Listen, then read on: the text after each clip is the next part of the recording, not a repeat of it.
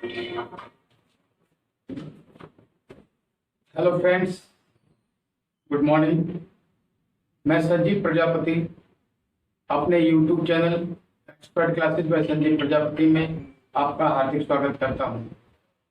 उम्मीद है आप सबकी पढ़ाई अच्छी चल रही होगी और केमिस्ट्री की श्रृंखला में आवर्त सारणी के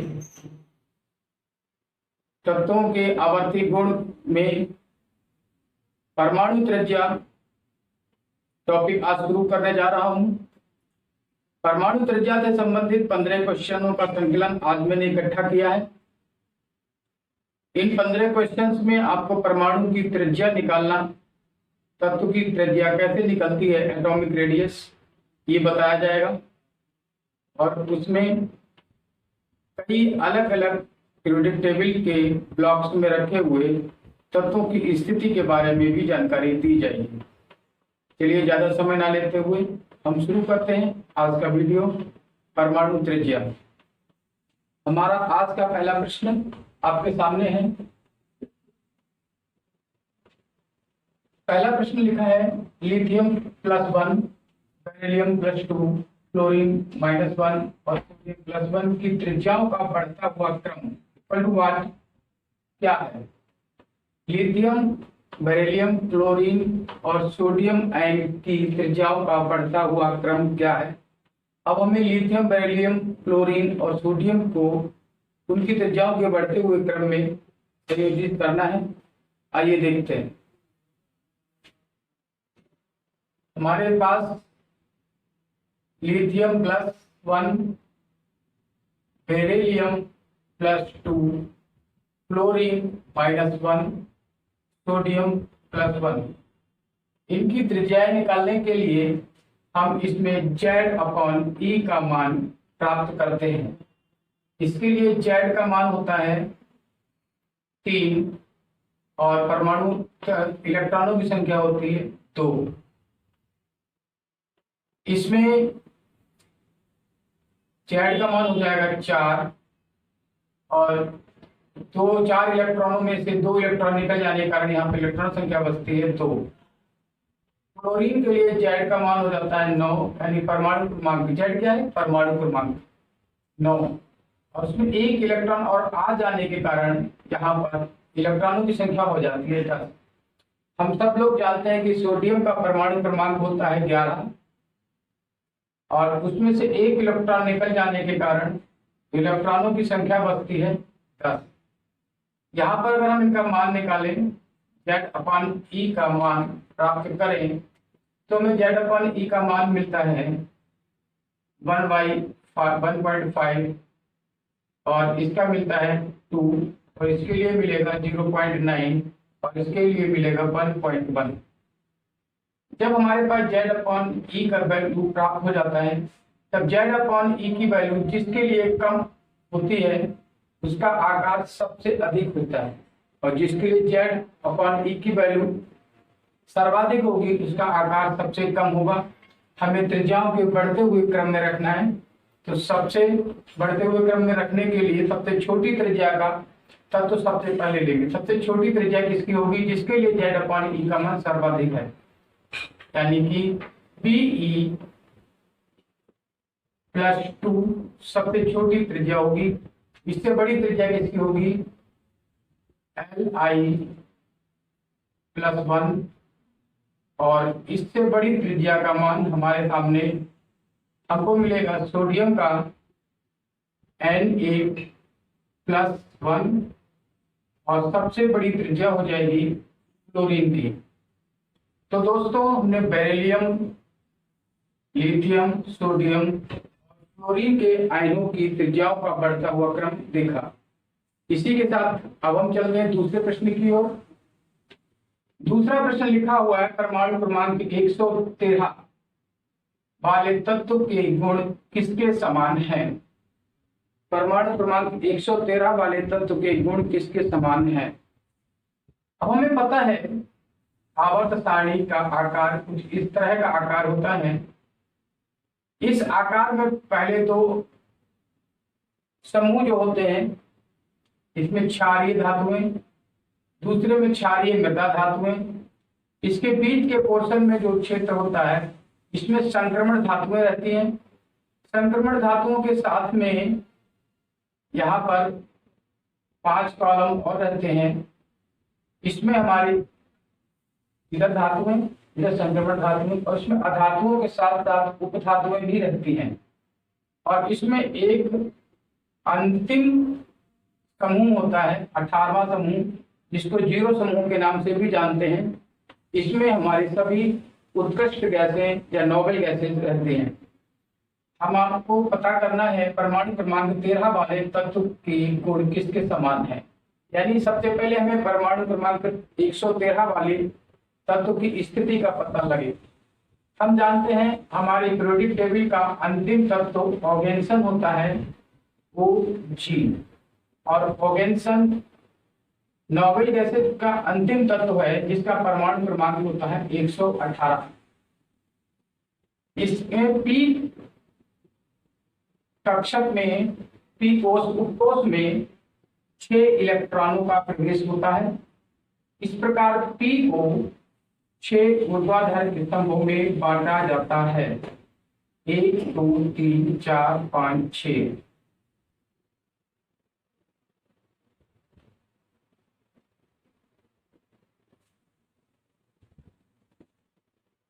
अब 6 हो गया, 1 2 3 4 5 6, ठीक है ना। क्योंकि हमारे पास जो नोबेल गैसेज हैं वो भी पी ब्लॉक में आती हैं, ठीक है ना। तो इसलिए पी में इलेक्ट्रॉनों की संख्या सर्वाधिक 6 होती है। तो इस प्रकार हम इसमें से अगर एक एक कम करें तो 117 वाला तत्व यहाँ पर होगा, 116 वाला तत्व यहाँ पर होगा, 115 वाला तत्व यहाँ, 114 वाला तत्व यहाँ, 113 वाला तत्व यहाँ पर होगा। ये जो पी ब्लॉक का पहला समूह होता है ये बोरान फैमिली का समूह कहलाता है। इसका पहला तत्व बोरान होता है और ये बोरान फैमिली का तत्व कहलाता है। यहाँ पर अगर हम बात करें इस तरह से हमको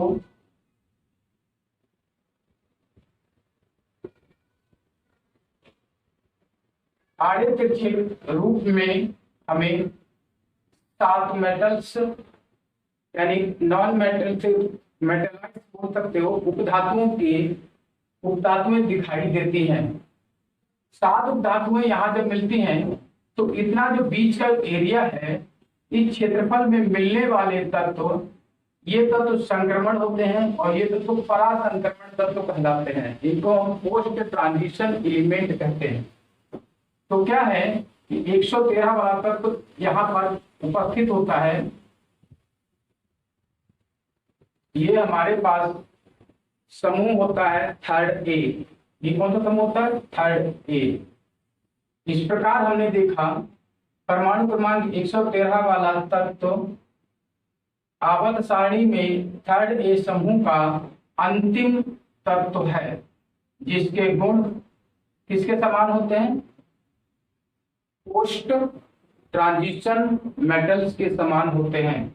यानी कि परमाणु क्रमांक 113 वाले तत्व के गुण परासंक्रमण धातु की तरह होते हैं। 113 परमाणु क्रमांक वाले तत्व के गुण किसकी तरह होते हैं? परासंक्रमण धातुओं की तरह होते हैं। संक्रमण धातुएं हमारे पास 3 प्रकार की पाई जाती हैं। संक्रमण धातुएं जो डी ब्लॉक में होती हैं, जो संक्रमण धातुएं पी ब्लॉक में होते हैं वो परासंक्रमण धातुएं कहते हैं, और जो संक्रमण धातुएं नीचे एफ ब्लॉक में पाई जाती हैं उनको अंतः संक्रमण धातुएं कहते हैं। इस प्रकार अब हम चलते हैं क्वेश्चन नंबर 3 की तरफ। क्वेश्चन नंबर 3 हमारे पास लिखा हुआ है लिथियम, बेरिलियम, बोरॉन और सोडियम की त्रिज्याओं का घटता हुआ क्रम बताइए। क्वेश्चन नंबर 3 में हम देखें लिथियम, बेरिलियम, बोरान और सोडियम की त्रिज्याओं का घटता हुआ क्रम। जब हमें लिथियम, बेरिलियम, सोडियम और बोरान की त्रिज्याओं का घटता हुआ क्रम चाहिए। ऐसे में हम तत्वों को एक सही रूप में लिख लेते हैं। सही रूप क्या है? लिथियम, लिथियम का बेरिलियम, बेरिलियम का बोरान आता है, लेकिन सोडियम यहाँ नहीं आता। सोडियम की स्थिति लिथियम के नीचे होती है। ऐसी कंडीशन में हमने क्या देखा है, त्रिज्याओं का घटता हुआ क्रम लिखना है। इसमें सबसे बड़ी त्रिज्या अगर किसी की होती है वो होती है सोडियम की। क्यों? क्योंकि सोडियम में नाभिक के बाद कोषों की संख्या बढ़ जाती है। सोडियम के कोषों की संख्या बढ़ जाने के कारण सोडियम का आकार अन्य ऊपर वाले तत्वों के आकार से अधिक हो जाता है। लिथियम, बेरिलियम, बोरान में हमें मालूम है आवर्त में लेफ्ट टू राइट जाने पर परमाणु की त्रिज्या जो है उसका मान घटता है, यानी परमाणु त्रिज्याएं कम होती जाती हैं। इस कंडीशंस में इसके बाद सबसे बड़ा आकार सोडियम का, उसके ऊपर तीनों में सबसे बड़ा आकार लिथियम का, और उसके बाद सबसे बड़ा आकार बेरिलियम का, और सबसे छोटा आकार जो हमें प्राप्त होता है बोरान का प्राप्त होता है। आप कहेंगे आवर्त में लेफ्ट टू राइट जाने पर तत्वों की परमाणु त्रिज्याएं क्यों घटती हैं? क्योंकि तत्वों में परमाणु त्रिज्याएं घटने का केवल एक कारण है, उनके अंतिम कोष में इलेक्ट्रॉनों की संख्या का बढ़ना, यानी कि प्रभावी नाभिकीय आवेश का बढ़ जाने के कारण जब प्रभावी नाभिकीय आवेश बढ़ जाता है तो नाभिक और इलेक्ट्रॉनों के बीच लगने वाला आकर्षण बढ़ जाता है, जिससे तत्वों की परमाणु त्रिज्याएं कम हो जाती हैं या परमाणु के आकार कम हो जाते हैं। क्वेश्चन 1 हो गया, 2 हो गया, 3 हो गया। क्वेश्चन नंबर 4 की तरफ चलते हैं। लिखा है पोटेशियम प्लस Ca, इधर लिखते जाते हैं। लिखा है potassium plus calcium 2 plus chlorine 1 minus sulphur 2 minus को परमाणु त्रिज्याएं बढ़ते क्रम में लिखिए। इसकी परमाणु त्रिज्याओं को बढ़ते हुए क्रम में लिखना है। इसके लिए हम देखेंगे इसका परमाणु क्रमांक 19, इसका परमाणु क्रमांक 20, इसका परमाणु क्रमांक 17, इसका परमाणु क्रमांक 16 होता है। अब इसमें इलेक्ट्रॉनों की संख्या हम देखेंगे। इनमें क्या देखेंगे? इलेक्ट्रॉनों की संख्या। इसमें इलेक्ट्रॉनों की संख्या कितनी हो गई? 19 में से एक इलेक्ट्रॉन निकल जाने के कारण यहाँ पे इलेक्ट्रॉनों की संख्या 18 है। कैल्शियम में इलेक्ट्रॉन संख्या 18 है, क्लोरीन में इलेक्ट्रॉन संख्या 18 है, और सल्फर में भी इलेक्ट्रॉनों की संख्या 18 है।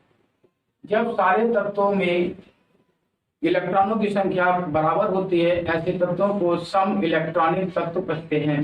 सम इलेक्ट्रॉनिक तत्व में हम आपको बताएं, जिस स्पीशीज पर सर्वाधिक ऋणात्मक आवेश होता है उसका आकार सबसे अधिक होता है।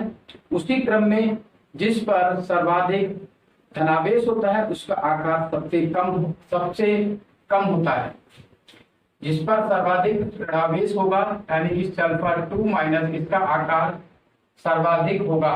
बढ़ते हुए क्रम में लिखना है तो सबसे कम आकार वाला पहले लिखो। सबसे कम आकार किसका होगा? कैल्शियम का। कैल्शियम 2 प्लस का सबसे कम आकार। इससे बड़ा आकार किसका है?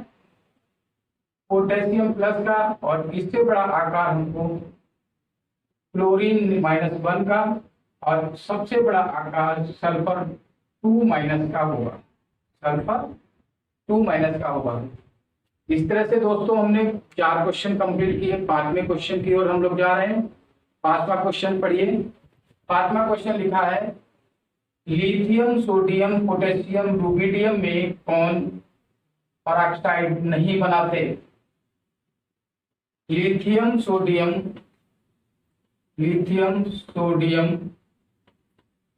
पोटेशियम और रुबिडियम में कौन परऑक्साइड नहीं बनाते? मैं आपको बताऊं, लिथियम और सोडियम 2 ऐसे तत्व हैं जो परऑक्साइडों के साथ साथ सुपर ऑक्साइड भी नहीं बनाते हैं। इसका कारण है इनका हल्का होना, क्योंकि सोडियम और लिथियम हल्की धातुएं हैं, इसीलिए ऑक्सीजन से क्रिया करके परऑक्साइड और सुपर ऑक्साइड नहीं बनाते हैं। इसके बाद क्वेश्चन नंबर 6 लिखा हुआ है, sodium plus 1 sodium +1, fluorine -1, oxygen 2- Mg2+ में सबसे बड़ी त्रिज्या किसकी है? छठे क्वेश्चन में पूछा जा रहा है सबसे बड़ी त्रिज्या किसकी है। हम इसमें देखें, इसमें परमाणु क्रमांक 11 होता है, 11 में से एक इलेक्ट्रॉन निकल गया, 10 इलेक्ट्रॉन बचते हैं। फ्लोरीन में परमाणु क्रमांक 9 होता है, यहाँ पर इसमें एक इलेक्ट्रॉन आगे जुड़ जाता है और यहाँ पर इलेक्ट्रॉनों की संख्या 10 हो जाती है। ऑक्सीजन का परमाणु क्रमांक 8 होता है, 2 इलेक्ट्रॉन आगे जुड़ जाते हैं, यहाँ पर 10 इलेक्ट्रॉन हो जाते हैं।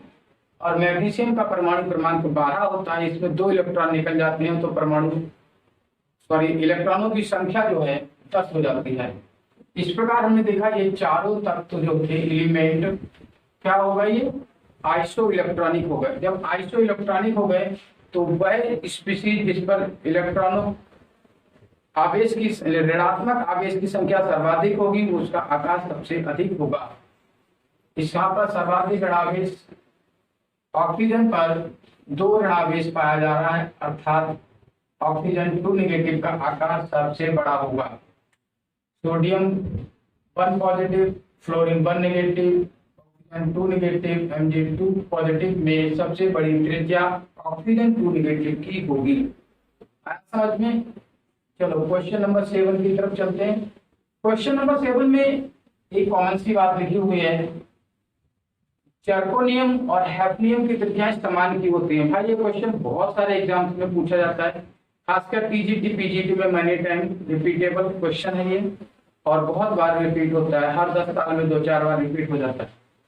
जर्कोनियम और हैफनियम, जर्कोनियम हैफनियम की अगर हम बात करें, इनमें लैंथेनाइट संकुचन पाया जाता है। क्या पाया जाता है इनमें? लैंथेनाइट संकुचन। लैंथेनाइट संकुचन के कारण ही इनकी त्रिज्याएं समान होती हैं। कहीं भी क्वेश्चन पूछा जाता है तो हमें बताना है कि जर्कोनियम हैफनियम में लैंथेनाइट संकुचन के कारण दोनों तत्वों की त्रिज्याएं आपस में समान होती हैं। नेक्स्ट क्वेश्चन, क्वेश्चन नंबर 8 हमारे सामने लिखा है, लिथियम, कार्बन, बेरिलियम और बोरान में न्यूनतम त्रिज्या किसकी है? अब देखिए, लिथियम, कार्बन, बेरिलियम, बोरान में सबसे छोटी त्रिज्या वाला परमाणु कौन सा, ये बताना है। चलिए देखते हैं। लिथियम का परमाणु क्रमांक 3 और बेरिलियम का 4, बोरान का 5, कार्बन का 6 होता है। हम जानते हैं इसको एक सीक्वेंस में अगर रख ले, एक आवर्ती रूप में, आवर्त में इनको किस तरह से रखा जाता है, पहले 3, फिर 4, फिर 5, फिर 6 परमाणु क्रमांक वाला तत्व आएगा। लिथियम, बेरिलियम, बोरान और फिर कार्बन, ये 3, ये 4, ये 5, ये 6 परमाणु क्रमांक वाला तत्व है। इसमें न्यूनतम त्रिज्या बतानी है। हम जानते हैं किसी आवर्त में लेफ्ट टू राइट जाने पर त्रिज्याएं घटती हैं। जब त्रिज्याएं घटेगी यानी कि एटॉमिक रेडियस जो है इधर जाने पर घटता है। क्या होता है? घटता है। लेफ्ट टू राइट जाने पर घटता है। जब ये घटता है तो कार्बन की परमाणु त्रिज्या कैसी होगी? एटॉमिक रेडियस ऑफ कार्बन कितनी होगी? न्यूनतम। आई बात समझ में? त्रिज्या का बढ़ता हुआ क्रम क्वेश्चन नंबर 9 में पूछा जा रहा है। आइए हम लोग देखते हैं क्वेश्चन नंबर 9। क्वेश्चन नंबर 9 में एक बहुत अच्छा क्वेश्चन है। आप देखिए, chlorine 7 positive, Si 4 positive, Na 1 positive, carbon 4 negative में त्रिज्याओं की वृद्धि का क्रम। सबसे पहले तो हमें इनमें चेक करना होता है ये आइसो इलेक्ट्रॉनिक तो नहीं है। अगर आइसो इलेक्ट्रॉनिक है तब इन पर आवेशों को देखकर हम परमाणु की त्रिज्याओं का निर्धारण करते हैं। अगर ये आइसो इलेक्ट्रॉनिक नहीं है तो हम उन परमाणुओं के लिए Z/E का मान निकालते हैं। ठीक है, जब हम आप देखते हैं इनका परमाणु क्रमांक 17 होता है और 17 में 7 इलेक्ट्रॉन निकल चुके हैं तो यहाँ पर इलेक्ट्रॉन संख्या बचती है 10। सिलिकॉन का परमाणु क्रमांक 14 होता है, 14 में से 4 इलेक्ट्रॉन निकल जाते हैं, यहाँ परमाणु क्रमांक इलेक्ट्रॉनों की संख्या बचती है 10।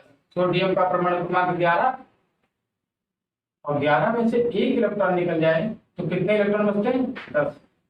इसी तरह कार्बन का परमाणु क्रमांक 6 होता है, उसमें इलेक्ट्रॉनों की संख्या भी 6 होती है। 4 इलेक्ट्रॉन आकर और जुड़ते हैं तब उसमें इलेक्ट्रॉन संख्या होती है 10। इस प्रकार हमें यहाँ भी चारों स्पीसीज जो मिले हैं वो कहते हैं आइसो इलेक्ट्रॉनिक। अब आइसो इलेक्ट्रॉनिक स्पीसीज में क्या करना है? त्रिज्या की वृद्धि का क्रम बताना है। वृद्धि का क्रम समझ तो बढ़ता हुआ क्रम, आरोही क्रम में इनको व्यवस्थित करना है। आरोही क्रम इंग्लिश में बोलेंगे हम लोग, क्या बोलेंगे? Increasing order. ठीक है, यानी कि सबसे पहले सबसे छोटा वाला, जिस पर धनावेश की मात्रा सबसे ज्यादा है वो सबसे छोटा तत्व होता है। ठीक है, क्लोरीन 7 पॉजिटिव, ये सबसे छोटे त्रिज्या का होगा। इसके बाद सबसे छोटी त्रिज्या होगी सिलिकॉन 4 पॉजिटिव। इसके बाद सबसे छोटी त्रिज्या होगी सोडियम 1 पॉजिटिव और सबसे बड़ी त्रिज्या जो होगी कार्बन 4 निगेटिव की होगी। Carbon 4 negative. इस प्रकार हमने क्लोरीन, सिलिकॉन, सोडियम और कार्बन की त्रिज्याओं को वृद्धि रूप में संयोजित किया। क्वेश्चन नंबर 10 देखिए, क्वेश्चन नंबर 10 पूछ रहा है परमाणु क्रमांक 118 वाले तत्व की स्थिति क्या होगी?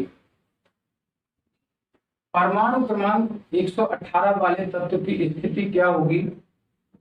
इसके लिए हमें मालूम होना चाहिए किसी एक समूह में, ये अगर हमारी आवर्त सारणी है तो इसमें हमें इस साइड में जो मिलते हैं तत्व उनको हम लोग बोलते हैं नोबल गैसेज या आदर्श तत्व। ठीक है, इनर्ट गैसेज। इनर्ट गैसेज के परमाणु क्रमांक कितने होते हैं सबको मालूम होना चाहिए। इसके होते हैं 2, इसका होता है 10, फिर होता है 18, फिर होता है 36, फिर होता है 54, उसके बाद होता है 86 और उसके लास्ट में आता है 118। ये हीलियम होता है, ये नियोन होता है, ये आर्गन होता है, ये क्रिप्टॉन होता है, ये जेनॉन होता है, ये रेडॉन होता है और ये हमारा होता है ऑर्गेन्सन। क्या होता है? ऑर्गेन्सन। ऑर्गेन्सन को हम लोग ओजी से प्रदर्शित करते हैं, इससे ओजी से। ओजी का परमाणु क्रमांक होता है 118। आएगा समझ में? 118 परमाणु क्रमांक वाला तत्व ऑर्गेन्सन की स्थिति क्या है तो हम लिखेंगे परमाणु क्रमांक 118 वाला तत्व ऑर्गेन्सन कहाँ मिलेगा? 118 वाला तत्व हमको कहाँ मिलता है? इनर्ट गैसेज में। कहाँ मिलता है? इनर्ट गैसेज में, यानी कि उत्कृष्ट गैसों में या नोबल गैसेज में। इनको सबसे नीचे 7वें आवर्त में। कहाँ? मार्कर चल नहीं पा रहा है। 7वें आवर्त और 18वें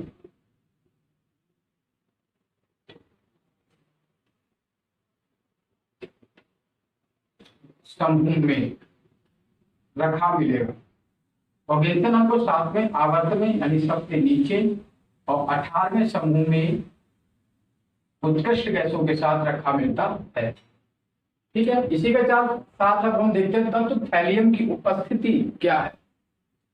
तत्व थैलियम की उपस्थिति, थैलियम के बारे में आपको पता? थैलियम का अंतिम इलेक्ट्रॉन P1 में जाता है। थैलियम का अंतिम इलेक्ट्रॉन कहाँ जाता है? P1 में जाता है। थैलियम का परमाणु क्रमांक होता है 81। इसको TH से नहीं दिखाते क्योंकि TH थोरियम होता है, इसको TL से दिखाते हैं और इसका परमाणु क्रमांक कितना होता है? 81, 81 ऐसे लिखते हैं। बात समझ में? इसकी स्थिति बताते हैं। इसका अंतिम इलेक्ट्रॉन P1 में जाता है। किसमें आता है? P1। अब P ब्लॉक बनाइए। P ब्लॉक में पहला जो आवर्त होगा, समूह जो होगा, उसमें हमको मिलेगा थैलियम। थैलियम P ब्लॉक में सबसे पहला तत्व कौन सा होता है? बोरान फैमिली का तत्व होता है, बोरान। हमें मालूम है बैंगन इस तरह से पढ़ते हैं जब हम लोग तो उसकी ट्रिक बना लेते हैं। हमने सब लोगों ने पढ़ा है बैंगन, आलू, गाजर, इन। आई बात समझ में? बैंगन, आलू, गाजर, इन, थैला। बैंगन, आलू, गाजर मतलब boron, aluminium, gallium, indium, gallium. इसके बाद में NH आता है, NH। इसको निहोनियम बोलते हैं। इसको क्या लिखते हैं? निहोनियम। हमने से पूछा गया था, हमने बोला तत्व थैलियम की उपस्थिति, तो हमें बताई देंगे कि उपस्थिति कहाँ होगी? पी ब्लॉक में। कहाँ होगी? पी ब्लॉक में। P block. आवर्त कौन सा होगा? आवर्त छठा होगा। आवर्त छठा होगा। अब समूह कौन सा होगा? समूह होता है थर्ड ए या 13वां समूह। थर्ड ए या 13वां समूह, इसमें हमको रखा मिलता है। इसके बाद में पूछा गया है विस्मित अंतिम सदस्य है। किसका अंतिम सदस्य है? यानी कि विस्मित किस फैमिली का अंतिम सदस्य है, हमसे पूछा जाता है। विस्मित का फार्मूला, विस्मित का तत्व को जो प्रदर्शित करते हैं BI से। BI अंतिम सदस्य किसका है? हमें याद कराया गया था Nana Patekar, Aishwarya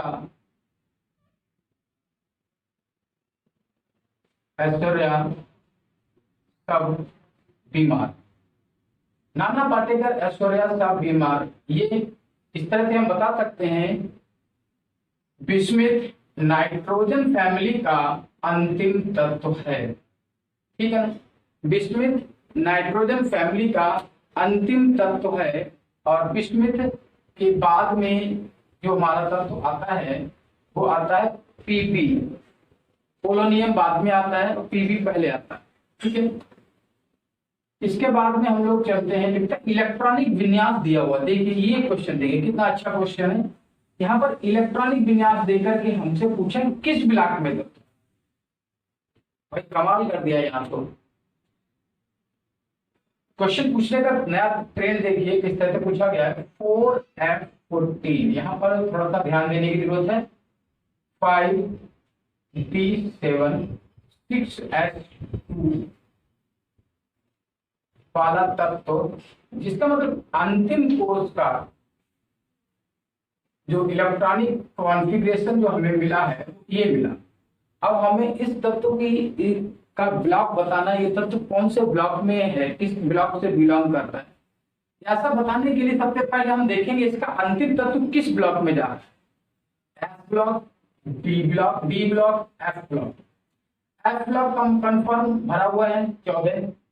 S block confirm भरा हुआ है। ठीक है ना? एस ब्लॉक में भी 2 इलेक्ट्रॉन कंप्लीट है।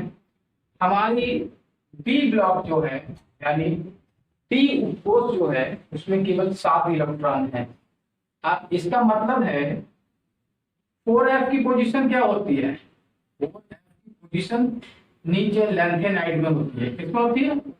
लैंथेनाइड। ये 4F है और 5F हमारा नीचे होता है लैंथेनाइड के नीचे एक्टिनाइड। और 5D जो हमारा आता है वो हमारा डी ब्लॉक में आता है। 5D और 6D क्या आता है? 5D और 6D छठे आवर्त में। इसमें छठे आवर्त में।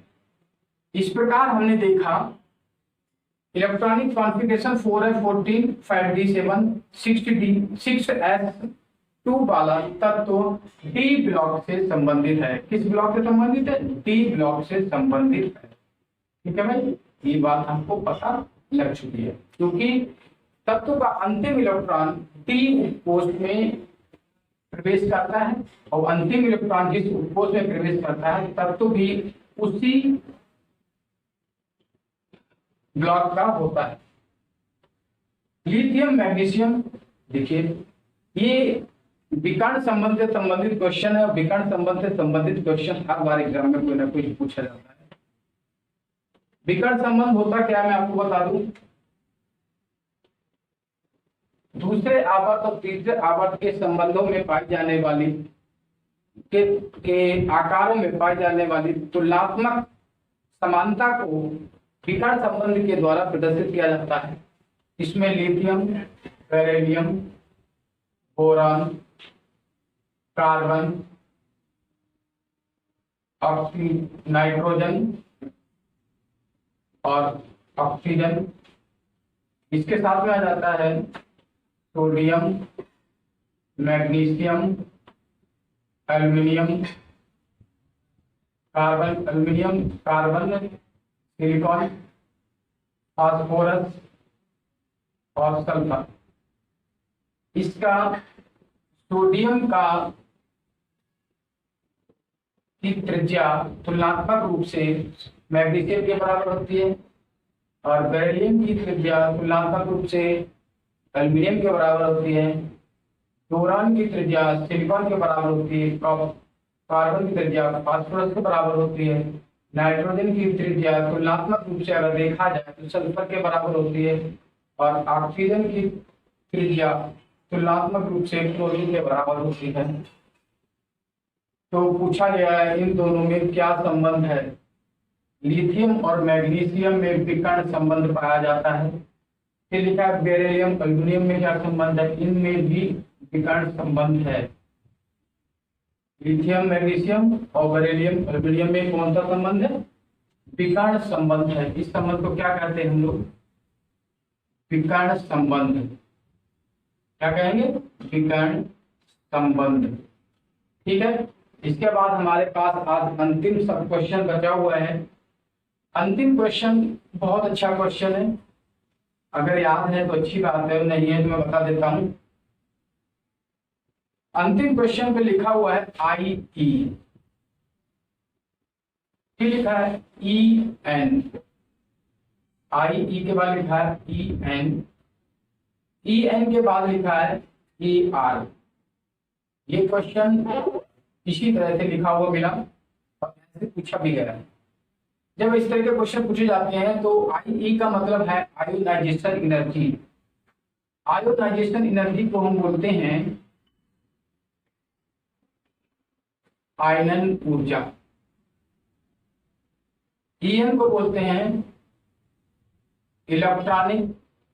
इलेक्ट्रोनेगेटिविटी या विद्युत ऋणात्मकता। क्या बोलते हैं इसको, विद्युत ऋणात्मकता। और ए आर का मतलब होता है एटॉमिक रेडियस यानी परमाणु त्रिज्या। अब हमें पूछा गया है इन तीनों में संबंध क्या है, इन तीनों में क्या रिलेशनशिप है, ये तीनों एक दूसरे के साथ किस तरह से बिहेव करते हैं। हमें मालूम है किसी आवर्त में लेफ्ट टू राइट जाने पर आयोनाइजेशन एनर्जी बढ़ती है और लेफ्ट टू राइट जाने पर इलेक्ट्रोनेगेटिविटी भी बढ़ती है। इस प्रकार आयोनाइजेशन एनर्जी इलेक्ट्रोनेगेटिविटी के डायरेक्ट प्रोपोर्शनल हो जाती है, जबकि लेफ्ट टू राइट जाने पर एटॉमिक रेडियस कम हो जाती है। एटॉमिक रेडियस कम हो जाने के कारण ये इलेक्ट्रोनेगेटिविटी और आयोनाइजेशन एनर्जी दोनों ही एटॉमिक रेडियस के इनडायरेक्ट प्रोपोर्शनल हो जाते हैं या रिवर्सिबल प्रोपोर्शन हो जाते हैं। इनमें पाया जाने वाला संबंध यही है। तो हमने देखा परमाणु त्रिज्या से संबंधित 15 क्वेश्चन। 15 क्वेश्चंस में हमने कई सारे क्वेश्चन आपको आ रहे होंगे, तो उनको करने के बाद आपके अंदर थोड़ा सा कॉन्फिडेंस बिल्डअप हुआ होगा। आगे भी इसी तरह की मैं वीडियो लाता रहूंगा। तब तक के लिए धन्यवाद। और आप हमारा काम की बात यह है कि हमारा YouTube चैनल सब्सक्राइब कर लीजिएगा, जिससे आने वाली वीडियोस का नोटिफिकेशन और वीडियोज आप तक पहुंच सके। धन्यवाद, थैंक यू।